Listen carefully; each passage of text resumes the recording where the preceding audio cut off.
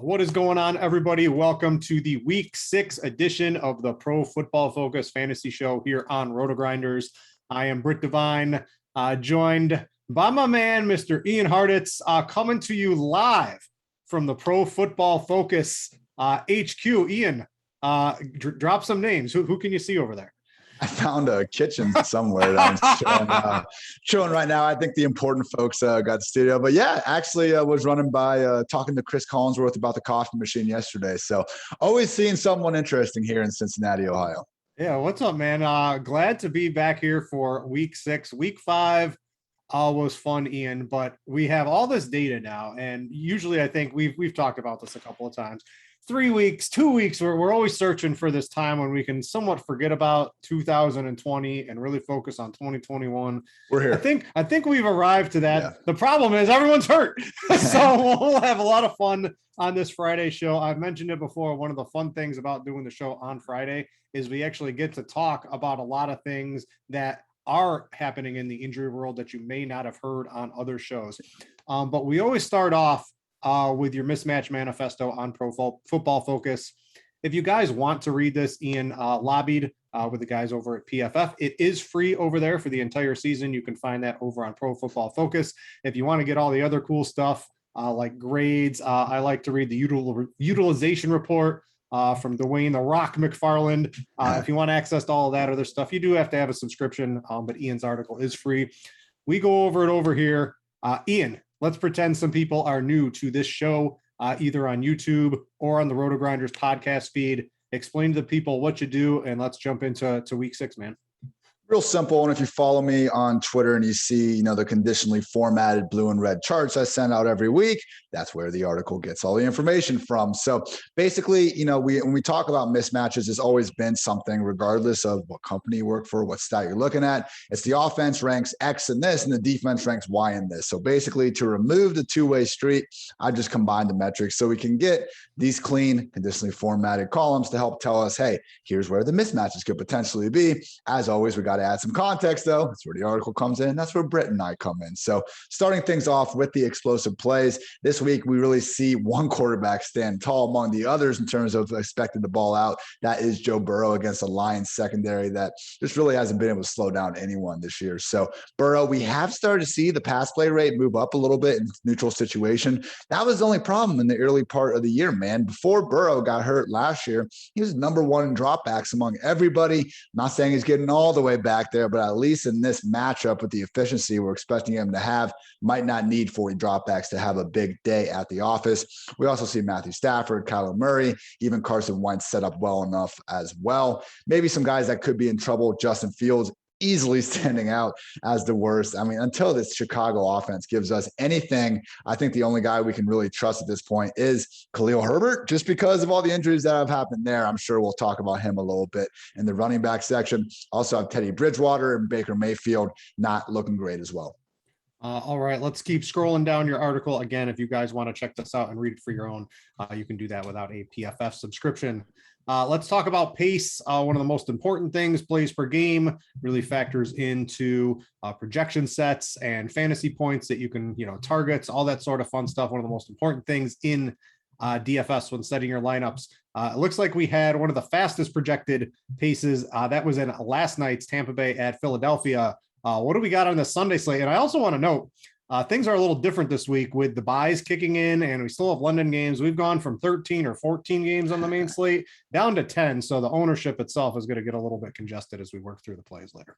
And we're also going to get all sorts of wind tweets on a Sunday morning from all of our weather experts, all of our meteorologists out there in the industry, because Cleveland is looking like around 20 miles per hour. I pointed this out on Twitter, and someone said that I had what I said was dangerous for saying it was going to be a wind week because it wasn't over 20 miles per hour. And I said, what are you talking about? I am seeing 20. Oh, they were seeing 19. So my bad, people. But just realize it is wind, not precipitation we care about. The Cleveland game will be impacted by that. But back to pace, Rams-Giants is really the only other game standing out in terms of really a fast-paced matchup. There's some relative to this week, but in terms of just on the year as a whole, Rams-Giants is the only game I think that we should expect a little bit more, play volume to happen to both sides, which, hey, with the Giants, man, we got Tony, we got returning Sterling Shepard, we got Devontae Booker, expecting to see some snaps. I do think most people will be attacking the Rams side of the ball, but there are some reasonable bring back options, especially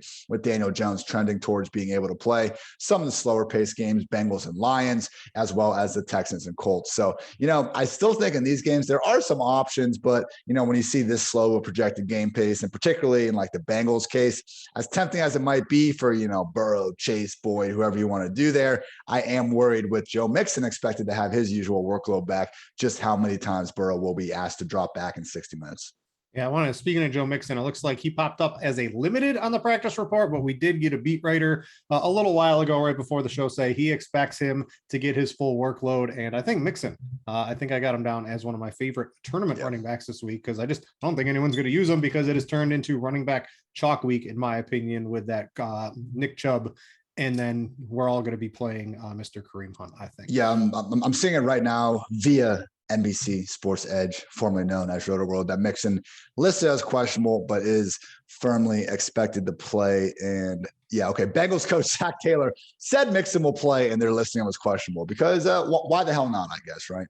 Yeah, let's keep scrolling down your article here. Let's talk about pressure rate.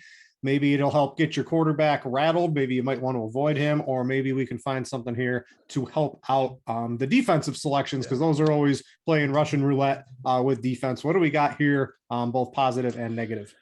Two guys that really should have all day to throw, Matthew Stafford, again, and that kind of goes hand in hand with that Giants game we were talking about, and Justin Herbert, man. Like, I think this could be the week to really go in on Herbert, Mike Williams, and Keenan Allen. I see Keenan Allen getting some deserved hype. He has been a bit overdue for a blow-up. But Mike Williams, I think, is so expensive at this point that people aren't going to want to pay all the way up to get him, because there are some, quote-unquote, better, cheaper options. With that said, we know his upside in this offense. It's over 100 yards and 2 touchdowns each and every week. So if you want to differentiate that lineup, it costs you extra, but now with some of the RB value and Ricky Seals-Jones always chilling there at 3K, I do think if you want to pay up and get this expensive Chargers stack, it could help differentiate that old lineup. And then with the pressure guys, I could just be seeing more of it. Sam Darnold and Kirk Cousins not looking good, and also Teddy Bridgewater. Among these guys, I would say it's most problematic for Kirk Cousins. I think Justin Jefferson will get his no matter what, but we've seen Cousins this year has the 4th largest drop-off in yards per attempt when kept clean versus when he's under pressure. So that's why him, and I think Tannehill is another guy kind of like this. They look great when they have all day to throw and they can really just survey the whole field from the pocket. Once you can get them off that spot, though, totally different quarterback. I'm not a Titans believer this week. We'll talk about that in an upcoming segment as well. Continuing some of the topics in the mismatch manifesto. Yards before contact. This is running back, offensive line, something we can maybe glean into that. What are a couple of good matchups? What are a couple bad matchups? Chiefs and Ravens really standing out as having the top 2 run game matchups. And hey, again, with all these backup guys and Kareem Hunt surging ahead, going to guys like Latavius Murray and Darrell Williams might actually be a way to still get starters, guys that should be seeing probably somewhere close to 15 combined carries and targets at a little bit of a reduced ownership cost. So the Latavius angle, I think, is especially interesting because we saw the Chargers play the Browns, a complete run-first offense last week, and really not change their entire philosophy of, hey, like, run the ball all you want. who else likes to do that? The Baltimore Ravens. So I do think Lamar and to a lesser extent, Latavius Murray could have some big rushing lanes this week, just from a schematic point of view. And then guys that shouldn't really be seeing too many open lanes. Houston Texans, good. We don't want to worry about them anyway in fantasy land. And also the Raiders. I will say though, man, for 2 straight weeks now, Josh Jacobs' usage has looked absolutely fantastic. He's had 18 and 20 combined carries and targets. And these are games with extreme negative game scripts. So we haven't always been able to assume that when things go south, Josh Jacobs will be able to get this many touches. We still have some boxes to check. Now in this post-Gruden offense, we aren't sure if it's going to be the same thing. And Peyton Barber could feasibly return and work his way into the committee as well. But so far, Jacobs' 2 biggest obstacles, that pass down role, were their extremely highly paid backup running back Kenyon Drake and Jalen Richard, who returned last week. Now the guy had an impact on Jacobs' targets, which was great to see. I do want to know if anyone out there read early on Friday that Jacobs was out of practice because he wasn't in there. He did make a late appearance in practice just a few minutes ago. So if anyone was worried about that, Josh Jacobs does look like he is trending towards playing this week. Let's close this out, Ian. Oh, that's another thing. All the team grades at PFF. I misclicked. So people got some sneak peek behind the paywall over there. Let's go to the passing game here. Any good offenses that might be a little under the radar for people to target in the passing game this week? Because this is really how tournaments are won. Echoing the Rams and kind of Bengals having a good matchup that we've seen on some of these other stats. But the other kind of two, the Chargers against the Ravens defense, that I still think people are giving this Ravens secondary like a little more credit. They were arguably the best secondary in the league for the better part of the past 3 years. But you take away Peters, you take away Jimmy Smith. That's why Carson Wentz just threw for 400 yards on these guys. They're coming off a short week. Again, I really love the idea of looking away from probably a pretty chalky Austin Eckler, and even including him since he's so involved in that passing game, but really just honing in on this Chargers offense this week. And then also we are seeing the Houston Texans pop up a little bit. I don't think Davis Mills is going to throw for 300 plus and 3 touchdowns every week, but at a minimum in this post Tyrod offense, however much longer that's going to persist, I think we have enough of a decent enough, I should say, quarterback under center. So Brandon Cooks could be in a pretty nice bounce back spot here. All right. I lied about closing it out. Let's do EPA per play. How did we do last week in this? What's the running total when we get to 2 positive teams? Is this still a trend we should be looking at? It's doing well. Like anything, use it as part of the puzzle, not the entire thing. But yeah, so when you pick the team as the underdog, but they're expected to have the better offensive matchup against the spread, it's been 6-4-1. Straight up though, and obviously we're getting the extra points on the money line there, it has been 6-5. So this week's group, we got the Panthers sitting as a 1-point underdog. I'm not sure if that's going to move anymore with the McCaffrey news. Probably shouldn't, but these things happen from time to time. I don't love that one. The Vikings are just kind of a hard team to really get behind. The Chargers +3 though, man, I just think that this is more based on like the Chargers are going to Charger than actually looking at the Chargers versus the Ravens this year. I feel like the Chargers are the better team on both sides of the ball. When I saw that earlier this week, I immediately pounded their money line. And hey, if you want the points, that's fine too. More on that here in just a second. And also the Cardinals sitting at +3 against the Browns stand out as a battle I think we should be potentially getting behind. Baker versus Kyler, man, I think it leans pretty damn favorably in Kyler's favor. And just looking at, this Browns defense, yeah, they're great. We saw that against, Justin Fields and company. But then we also saw last week against the Chargers, not exactly the sort of shutdown unit that can just take a really good offense out of the picture. So if it becomes a shootout between the Cardinals and the Browns, and yeah, we got the win to worry about. But no, Nick Chubb could also impact, if any running backs are going to make any sort of impact, it could be guys like Chubb and McCaffrey. And I think the Cardinals getting 3 while being the better overall team is an interesting situation I'm interested in. Then also the Seahawks, but obviously with the change from Russ to Geno, that's something I'm staying away from. Yeah, you got the 2 teams. I always like to bet a couple live dogs. We're going to get into the betting stuff in just a second. They didn't make my list, but the Cardinals and Chargers are definitely the 2 live dogs of the week if you're trying to bet that. All right, that's going to do it for the recap of the Mismatch Manifesto. Again, if you want to read that over on Pro Football Focus, it is free each and every week. Thanks to Ian battling it out with the suits over at PFF. And then if you want any of the other cool stuff over there, like the grades or to read Dwayne's context matters. Yes. The sheet he does there, that is one of the top-notch things. I read that every week, along with everything else you get over at PFF if you're interested. All right, let's jump into some of the sports betting stuff, because Ian, after a horrific start, I have been pounding it to the books over the past couple of weeks and have clawed my way back into a positive season here. I'm looking to keep it rolling here. I'm playing the favorites this week. I mentioned if you want to play the dogs, the Chargers, Cardinals, you can take the money line on them. I think they almost should be favorites. The Cardinals, maybe a little worrisome. You get Kyler Murray with the dinged wing, and he doesn't start running, and it just affects the offense a little bit, maybe a little bit worrisome, but I still think they're the better team for sure.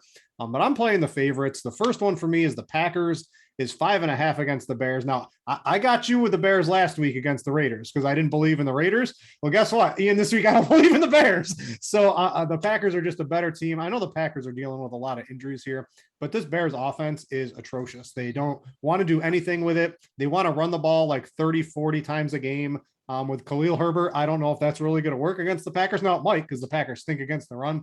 Yeah. But newsflash, Aaron Rodgers is going to put up points against the Chicago Bears. And when you're down 10 and you're trying to run, it's just really not going to work too well unless they unleash Justin Fields and Allen Robinson is somehow getting 15 targets a game like he was last year instead of getting whatever low amount he's this year. I think the Packers cover that 5.5 pretty easily. The strangest line of the week to me is the Cowboys, because I bet this at 4 on Monday. I get to the book early. I think oh man, this is going to be like 6 by the time the Sunday comes around, and it's gone the other way against me. It's at 3.5 right now. I still think this is one of the best lines of the week. I don't know how the Patriots score enough points to really compete with this high-powered Cowboys offense. And then when the Cowboys get up, they just grind the game away, right? With Zeke and Pollard, and their offense is so good. I just don't know how the Patriots keep pace with them in this game. They're going to need multiple turnover advantage or some really fluky plays, I think, to be able to keep pace with that Cowboys offense. So I got that one as well. And then the other one, here's one that worked for me. I got the Bills -4 on Monday. It's now -5.5 against the Titans. This is just pretty easy. The Titans defense is absolutely atrocious, and the Bills offense, newsflash, is really good. So this doesn't really take a lot of sensing what's happening here. I think they're going to be able to get after Tannehill. I think Tannehill, even though he's got Julio Jones and AJ Brown back, I don't know, this isn't going to be the Derrick Henry game. Now, of course, we don't get to use them on the main slate, but in showdowns and things like that, maybe it'll work out. But I just think the Bills are the far superior team, and it's 5.5. That's a decent amount to lay, but I think they win this game by a touchdown pretty easily. And then to reiterate, Chargers, Cardinals as live dogs, if you like those sort of things. That's where I stand, Ian. What are you looking at the books this week? Well, I haven't been on quite as big of a tear as you, but I also dug a bigger hole to start the year. So slowly but surely, coming off the 2-1 week, we are at 5-10. Don't let them get hot, people. Right now, I have a money line parlay going on. We got the first one down. Bucks, Bengals, Cowboys, Bills. If you wanted to roll the Bengals over the Lions, the Cowboys and the Bills to complete that, you could still get pretty solid odds there. I'm with you on the Cowboys against the Patriots, and I'm fine taking that -3, -3.5, whatever. I just think this Patriots team, like, they're getting too big of a bump for playing the Buccaneers pretty competitively in a primetime game. If That's you just a weird look game.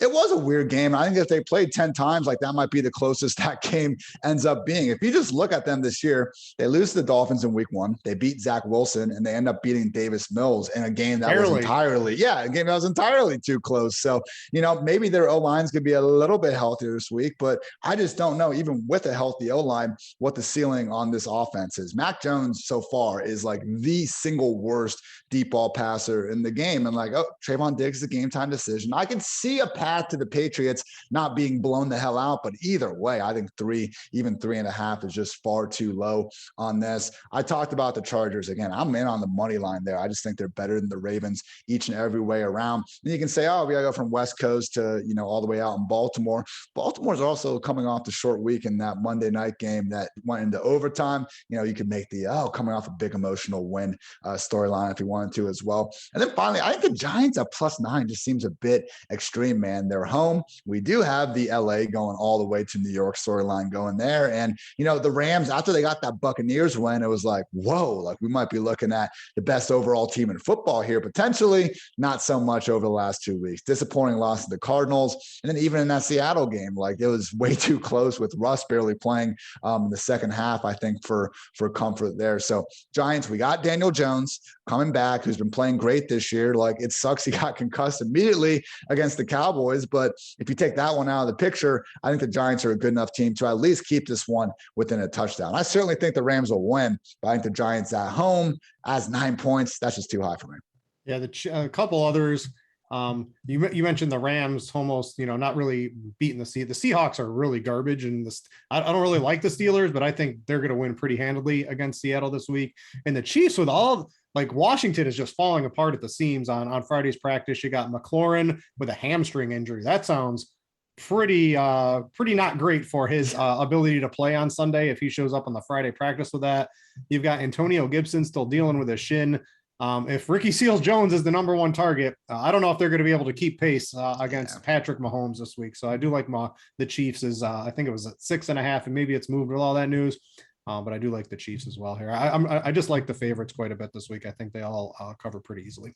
All right, before we get into some DFS position chatter, I need to tell you guys about Jock Market. Stop throwing your money away and check out Jock Market. It's the app where daily fantasy becomes a stock exchange. Buy and sell shares of players in real time for real money. Download now for a 100% deposit match up to $50 using promo code GRINDERS. And get this, if you happen to lose money in your first market on Jock Market, they will cover your expenses up to $100 on your first play. So what you would do with that, I've played this a couple of times too. It's fun. Deposit your 50, use promo code GRINDERS, you get the $100. Try to take a couple of long shots, because if you lose that 100 and you're a first-time customer or player, they will cover your losses, and you could turn 100 into 500, 600 pretty easily on Jock Market if you pick the right players. It's a fun little game. Go check it out and use promo code GRINDERS.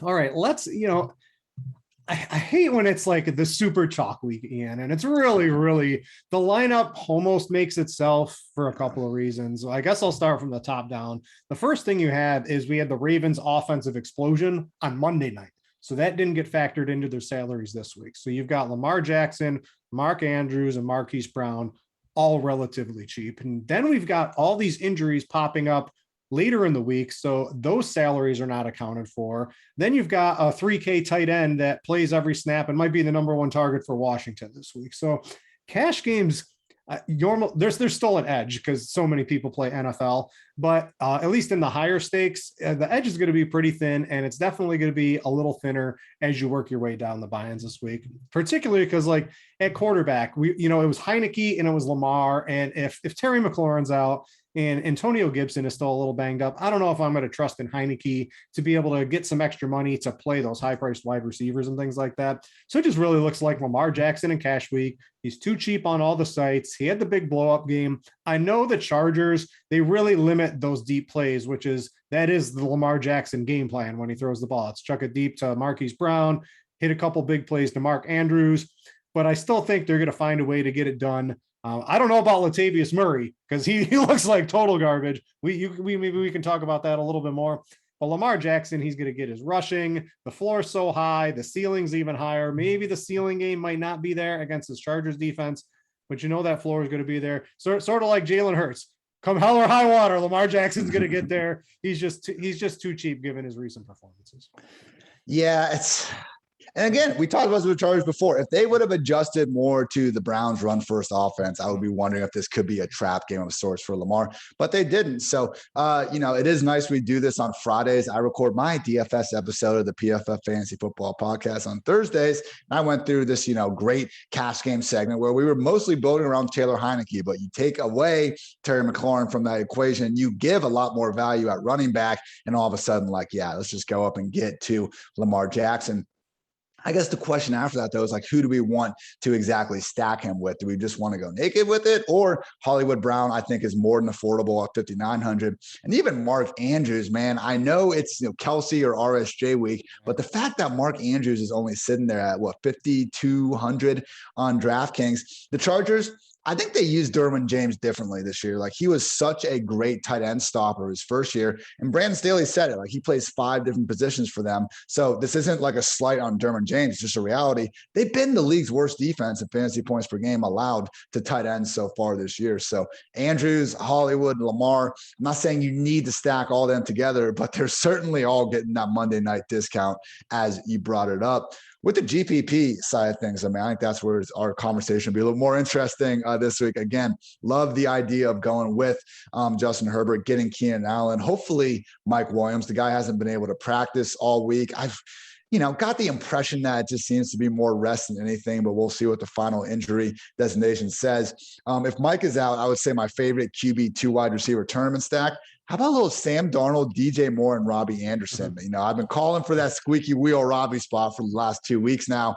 Haven't gotten the production yet, but he does have, I believe, 18 or 19 targets combined during that stretch. Once again, Christian McCaffrey is going to be sidelined. I think Chuba will get a lot of rightful ownership enhancement because of that. So maybe going away to this passing game that, let's face it, as long as they can just give Darnold some semblance of time in that pocket, not a guarantee. We talked about the pressure issues before, but I think anybody, particularly receivers as good as DJ Moore and Robbie Anderson, can torch Patrick Peterson and Bashaud Breeland.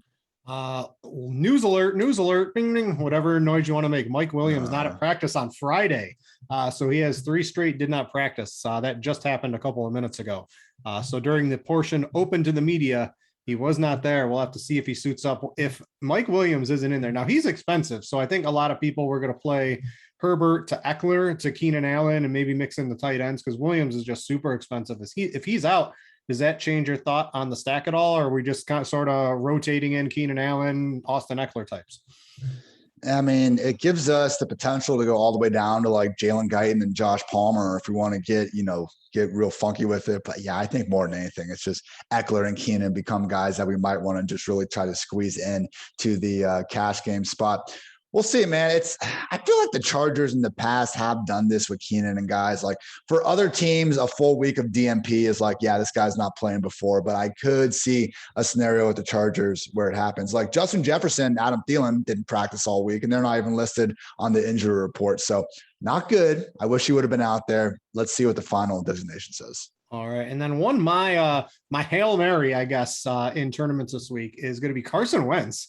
He's at home in a dome against the Houston Texans. I don't know if I really need to get much more in depth than that. Now, it didn't really work out for the Patriots last week, but once has he's like sneaky. He'll get a little rushing yards. If they get down on like the 1 or the 2, like, what are they doing? Not giving Jonathan Taylor like 80% of the work, and they're still mixing in Marlon Mack way too much. But JT is going to get some ownership, but Wentz in the passing game. And the thing I like about Wentz is if T.Y. Hilton doesn't play, it's very easy. Like, I think you just play Wentz with Michael Pittman, and I think you can stack him with either Hines or Jonathan Taylor pretty easily.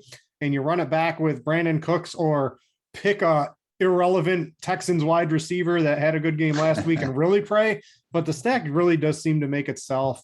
He's very cheap and allows you to maybe get up to some higher price players elsewhere. So that's my one GPP Hail Mary. And I was on board with you with Herbert. And I think Herbert maybe even becomes more interesting if Mike Williams doesn't play, because then you're not forced to spend 8,100 DraftKings fantasy dollars on a guy he's just very expensive now. So it makes stacking a little bit easier. And I think that might even bump up Herbert's ownership just a little bit.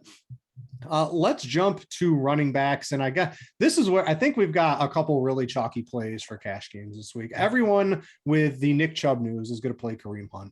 And I tweeted out something from StatMuse earlier where Kareem Hunt in games without Nick Chubb for the Browns has actually been a pretty horrific fantasy play. That was more in jest. We were talking about this pre-show. Why don't you go over what happened in some of those games? We do have D'Ernest Johnson, who probably will get 20 to 30% of the overall touches in the. You don't think so? No. I don't know, maybe like 10 to 15%, but we're going to see a lot of work from Kareem Hunt here. Just go over what sort of happened in those games and why he should be such a smash play this week. So with D'Ernest this year, he's actually like, maybe they consider him the backup for Nick Chubb, but they've actually liked Felton a little bit more, their rookie running back. Some people, Demetric Felton, he's like a wide receiver running back kind of hybrid. So again, I wouldn't be shocked if we end up seeing D'Ernest get the carries. Felton doesn't have a carry this year, but he does have 6 catches and he's looked pretty good with them. So gun to my head, I'd actually prefer Felton over D'Ernest Johnson, but I just think it's going to be the Kareem Hunt show. That's basically what it was last year when you zoom in a little bit more on the game. So Nick Chubb gets hurt in that week 4 game against the Cowboys when OBJ went completely nuts. But what a lot of people forget is that Kareem Hunt entered that game questionable as a game time decision himself with a calf injury, I believe. So it was a groin injury. Okay, so week 5 comes along. He plays 70% of snaps, not great. Again, groin injury playing a factor. Still gets 24 combined carries and targets. Week 6 comes along. Only 16 combined. They lost this game 38-7. The Steelers. The starters were pulled,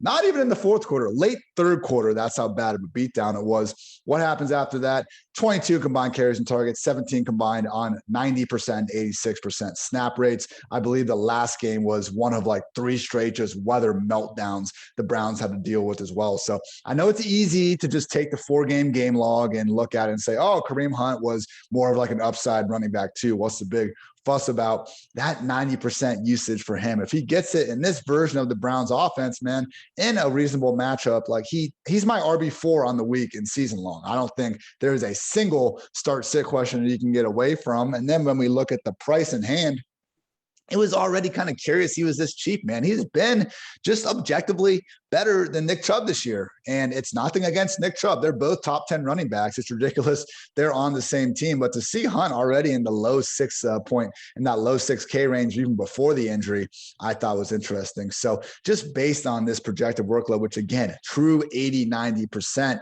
in a great offense at home against a bad run defense, I don't think it's a trap, man. I think we got to get behind Kareem Hunt everywhere. All right, a couple other running backs that are probably going to play almost every snap. First is going to be Darrell Henderson. If he can stay out of the blue tent, he should have a massive game here against the Giants. On his couple of trips in to the tent, Sony Michel will grab a couple of carries, but Darrell Henderson looks really good. And with the CMC news, I know you have Chuba Hubbard in here. Talk about what happened between him in 2 weeks ago and then what happened last week, because when we all played him in DFS, we got the outcome we didn't want, and then we got off of him. He had the outcome we did want. What can we expect out of him this week? These are 2 guys who should be in on just about every snap this week. Yeah, he's due for some positive touchdown. I guess we can just say due for some touchdown regression in this one. Only Chase Edmonds has more overall touches this year without a score than Chuba. So, yeah, 2 weeks ago, they play the Cowboys, and we don't get the every down roll because Dallas really, took advantage of a couple third quarter interceptions and blew that game open. We still saw 15 combined carries and targets, but people kind of got off Chuba as this Mike Davis light 1-for-1 replacement from McCaffrey. What happened last week? And game that, you were right, Brit, the Eagles won. Kudos to you for calling that. A win's a win. I was going to say, I must have missed the part where you talked about how they were going to win on a blocked punt late in the fourth quarter, but win is a win, as you said. I'm not bitter at all. Couldn't be me. But anyway, in this game, Chuba, 5 catches, 24 carries, ended up getting himself 134 total yards. So I'm not worried about this Vikings defense any more than I would be the Eagles one that I just had plenty of success with. And again, we should see the same exact usage because they released Rodney Smith this week, I think in anticipation of McCaffrey coming back. So it might have actually been a downgrade for CMC. I'm not really sure with the COVID protocols they have if they could even re-sign Rodney like in this amount of time and get him back ready to go by Sunday. So assuming that it's just Chuba and Royce Freeman active this week, I think Chuba, I think Henderson, and I think Hunt, you'd have a hard time getting away from these guys in cash games. I will say though, man, like if you want to just keep going down, the cheapest one of these newfound starting running backs we can get to is Khalil Herbert at 4,600. Home dog against the Packers. I get it. I'm not really trusting this Bears offense to do that much, but similar thing as Devontae Booker, who, costs 800 more. Like I'd much rather play Herbert there because they're both in projected rough spots, but they are at home and they should see 15 to 20 combined carries and targets. Unless you're like 2019 Kalen Ballage, it's pretty hard to bust on those sort of numbers. You like going down on prices. I sort of like laddering up a little bit to Dalvin Cook is just 7,700, and he looks like he's off the injury report, good to go. That signals Dalvin Cook 80% plus of the touches, in my opinion, this week. He's 7,700 on DraftKings. To me, he's like maybe in yesteryear, he's like a 9K DraftKings player, but he's at least an $8,500 player when he's fully healthy and expected to get a full workload this week. He's 7,700. He's probably the spend up I like if you're going that way. For tournaments, there's a couple of guys I mentioned earlier in the show, Joe Mixon. If Alexander, I think Alexander Madison's pretty good. I think Joe Mixon is like, I don't know, do running backs really matter? If Alexander Madison can go bananas against the Lions, why can't Joe Mixon, right? You know, that's what the Bengals want to do in theory, is because they still want to hide Joe Burrow. They don't want him to get injured. They don't want him to have any issues or anything like that. Why can't he go bananas against the Lions this week? And if the coach says he's ready to go and get his full workload, I'm expecting to see those first couple of weeks of workload from Joe Mixon, where he almost doesn't come off the field. I think he's a really good play in a tournament. This mid-tier is absolutely fantastic this week. And then one guy who we only have projected at about 5%, which will probably go down even more once the Kareem Hunt news gets factored into things like that, is Ezekiel Elliott. Dude, the Cowboys, I've mentioned this 3 or 4 times in the show this year. They want to run the ball, and they want to run the ball with Zeke once they have a lead. And I think they're going to be able to pound on the Patriots, put up a ton of points. They've got the #1 run blocking unit in all of PFF grades, at least on the team grades. They want to run. He's in line for 20 plus touches, in my opinion. No one's going to be using him. Easy 100 yards, 2 touchdowns is certainly on the possibilities of things he can do. And if no one's going to be using him, I like Zeke in tournaments. Just if everyone's going to be playing Hunt's going to be probably the highest owned player we've seen this season in large field tournaments when you factor in things like the bye week and then just the performance he should have. But if you can sort of switch it up a little bit somewhere in tournaments to a couple of these other mid tiers, or get Dalvin, or play one of those cheapies, you got Darrell Williams in there as well. Like, you can make some fun rosters this week in tournaments. So you don't have to pound in the ultra high on running backs. Don't be afraid to mix it up. I think you're on Mixon too. You got a couple other fun names as well. Yeah, but no, I think the process that you're going through is exactly right. And it's what I'm sticking to with these guys. We have Hunt, we have Henderson, like even Swift, I think is going to be fetching a good amount of ownership here. So yeah, go up to Mixon. Don't be afraid to go down to Josh Jacobs. It's not the most ideal matchup in Denver, but like, what do we see with running backs, man? If you can get 15 to 20 touches per game, you can find your way into the end zone once or twice and clear that century mark. So matchups, while important, when we can get this big of an edge off the chalk in tournaments, I do think it's worth looking at. And also what we see in the pressure rate stuff, like Teddy Bridgewater could be in for a long afternoon. I like the idea of stacking Jacobs with that Raiders defense. And then with Chuba sitting there at 5,900, I think you can go down to Latavius potentially. Like, again, he still is the #1 back, but they were in a big hole against the Colts and they had to throw the hell out of the ball. I got a real galaxy brain one for you though here, Britt.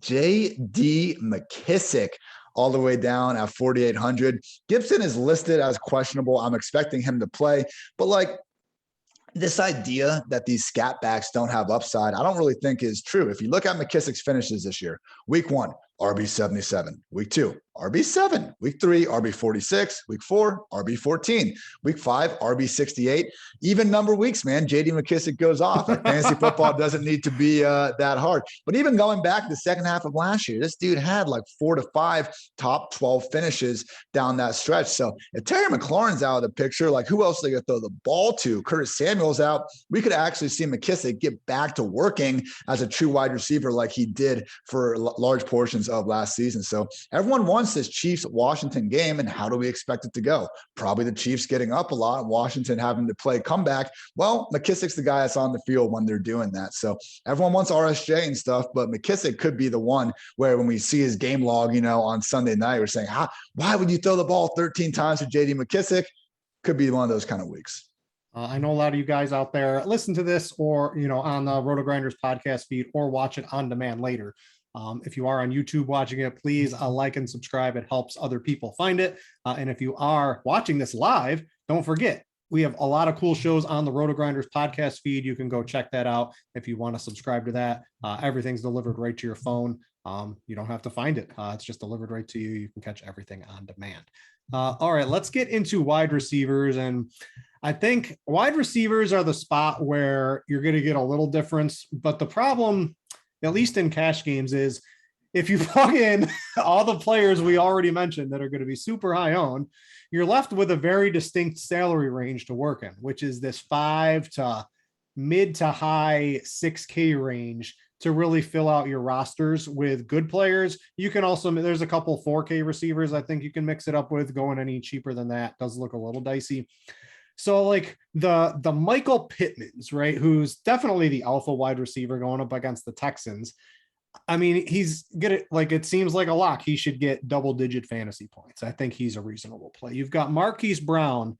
I think Pittman's 5,500. Marquise Brown's 5,900. And like his game doesn't really fit against the Chargers defensive plan.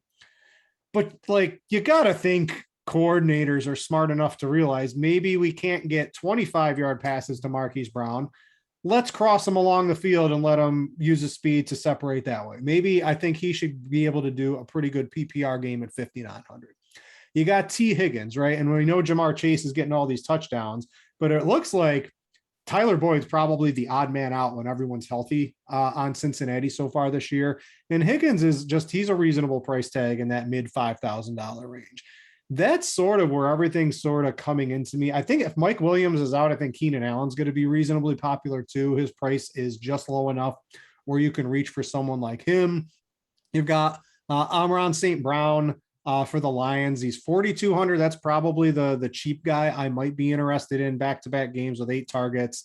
Cephas is out now. Hawkinson's still not 100%. They're going to have to pass. They can't dump every ball off to DeAndre Swift. So I think he looks like he's probably going to be the number 1 wide receiver until Tyrell Williams comes back from a concussion. If he ever does come back, seems like that last concussion hit him pretty good. But I'm just finding myself, Ian, just like when you plug in all the other chalk plays, this is the tier I'm really focusing in on wide receivers this week. You got Brandon Cooks. There's a couple other guys, Jacoby Myers, but I don't know. I want a guy who can get a touchdown, so he doesn't really make my list. I don't know. This is just where I'm sort of landing this week. Yeah, man, it is that range. You can go down. You mentioned Amon-Ra St. Brown. I even think Rondale Moore is someone we could put in cash lineups just so we can feel pretty good about. I was hoping that this 4 wide receiver offense was going to become the full-time thing, but with the Zach Ertz trade, probably won't be more than this week. But if anything, like them bringing in Ertz, who is not playing in this, he's not playing 2 games in 1 week. You're not allowed to do that. Without that, like they should lean on 4 wide receiver sets. They already do them more than anyone else in the league. The thing is, the most frequently used 4 wide receiver set offense still only does it in like 20-25% of their snaps. So we have Rondale getting more rush attempts while Chase Edmonds is banged up with a shoulder injury. And last week, just in terms of pure usage, regardless of 4 wide receiver sets, he was finally starting to eat into some of Christian Kirk's reps as well. So it's just all about how you feel with it. If you want to go with Pittman, Jacoby, and maybe try to go up to Hollywood Brown, that's fine. But if you really want to try to get up more into that upper 6K range or even the 7K range, I do think going down to someone like Rondale or Amon-Ra St. Brown is probably your best bet way to do it. But yeah, I think more than anything, like Hollywood would be the one guy I want to try to get in there. 80 plus yards and or a touchdown in 12 of his last 13 games. Like he has the 2 drops and everyone's like, what if he didn't drop those balls, man? We'd be looking at like a legit top 5 receiver at this point in fantasy land. So I know he did, but it's almost like the Tannehill factor where like every time these guys have like even an average week, we're like, oh, okay, the jig's up. They're back to being the guy we thought they were. And Hollywood Brown's just been a great receiver really for almost an entire season's worth of games now. So I'm not afraid to do that and take that Monday night discount.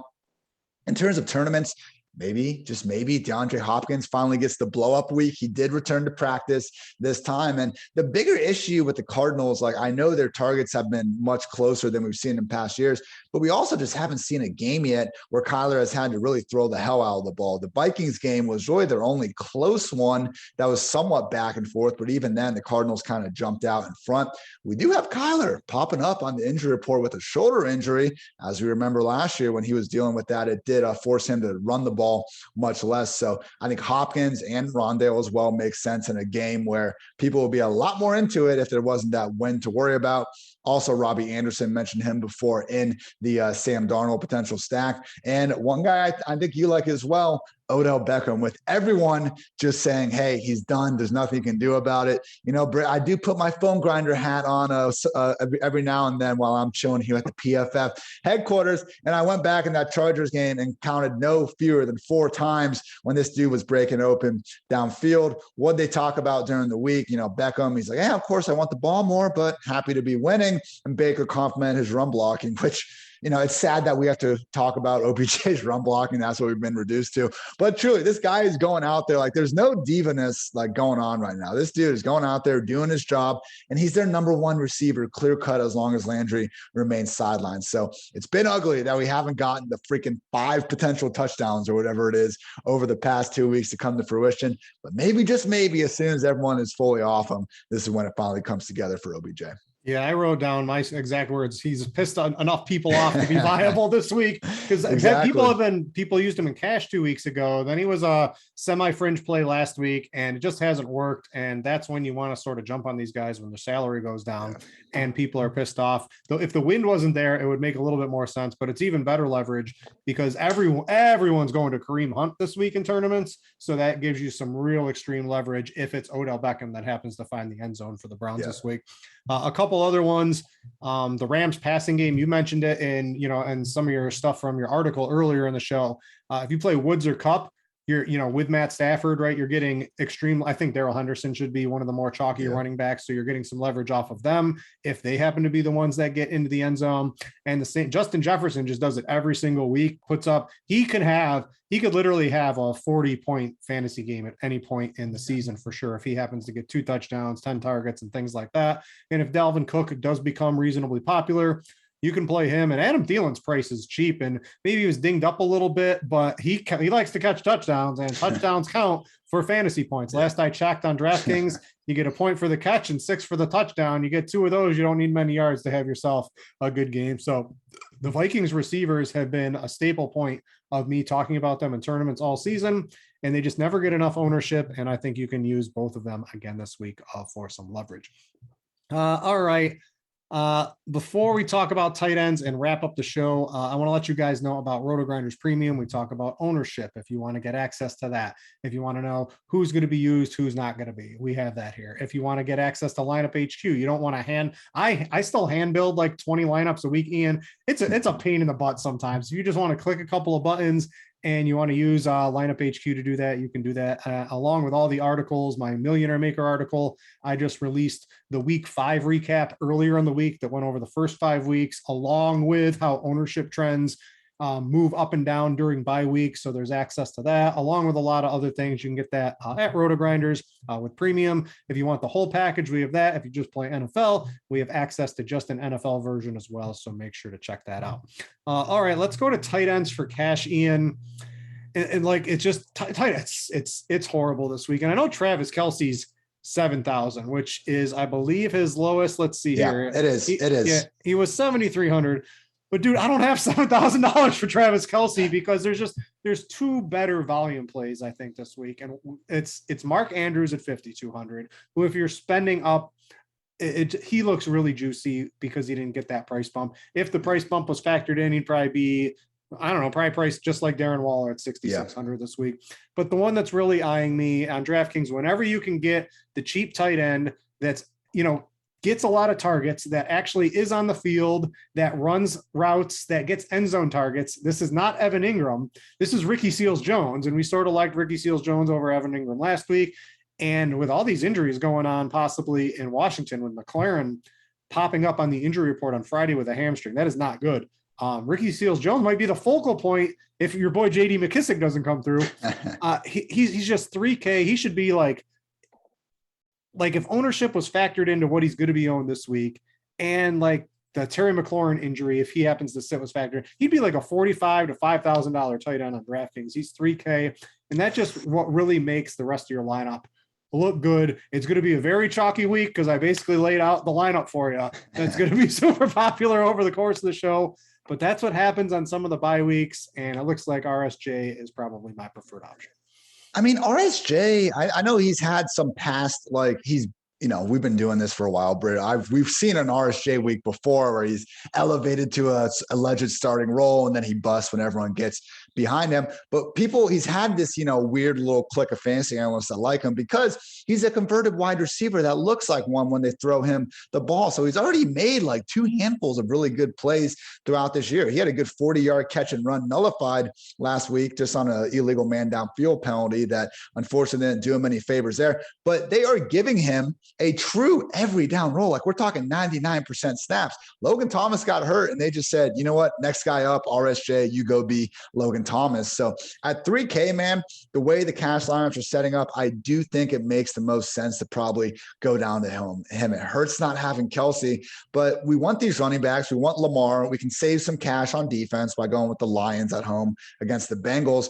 But then it's like, do you want to have this, again, group of 5K wide receivers, or we go down to one of Amon-Ra or Rondale to try to get up a little bit? Or do you want to be able to have like DJ Moore, Keenan Allen, and then one of the 5K wide receivers? Right now, I'm leaning towards trying to save money with RSJ to get up elsewhere at wideout. It gets a little more interesting in tournaments. Again, talked about Andrew being mispriced. We talked about Kelsey being mispriced. And I also think Noah Fant is someone that we should be willing to go back the well with. Alberto remains on the injured reserve list with that hamstring injury. And even though Fant's production wasn't great, as Dwayne McFarland and myself talked about on the PFF Fantasy Football podcast, his efficiency, not his efficiency, but his usage numbers were at an all-time best. So I still think Noah Fant is a plus tight end, awfully talented in his own right from a real-life perspective. And that's just 4,800 at home against the Raiders. I think he could be the guy that could swing a tournament if he could find his way into the end zone once or twice. Yeah, just tight end is pretty gross this week. Like you have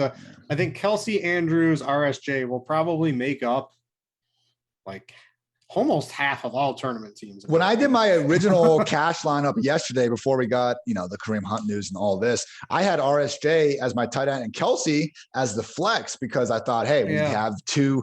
I mean, I know you don't want to do that for lack of upside, but if we can find 2 tight ends here that are more or less wide receivers as it is Kelsey and RSJ. So I don't think we need to go that route these days with the running back options available. But hey, I think that's an option for tournaments, though. If you wanted to go Kelsey and Andrews, Kelsey and RSJ, like this would be the week, I think, based on all the savings we have at tight end to double it up. A couple other tight ends it's just, I don't know, maybe I'm grasping at straws here, but Hunter Henry, he's running all the routes. Jonnu Smith is not, although I did see some quotes that say everyone's like, Jonnu Smith's week's coming. Well, it cannot be Jonnu Smith if he's running like 6 routes a week. It's not going to be Jonnu Smith week. It's Hunter Henry who's running the routes. Still not a ton, but he does seem to be the tight end that you want for fantasy over in New England. If I like the Cowboys to score some points, we know Jacoby Myers doesn't get into the end zone, so it's Hunter Henry that's going to be scoring the touchdowns. I think that's a fun way to run that back. And I guess just a little bit more leverage off of Darrell Henderson, who I expect to be popular. And you talked about Stafford and how good this Rams passing offense should be this week, is Tyler Higbee, who's pretty much laid 2 eggs since we all rostered him in week 3. So he's disappointed us 2 weeks in a row. And if a guy has 1 bad performance, we'll still go back to him in NFL DFS. But if he has 2 in a row, we tend to write him off and ownership plummets on that player. That's from me doing the Millionaire Maker stuff for looking at all those over 3.5, almost 4 years now.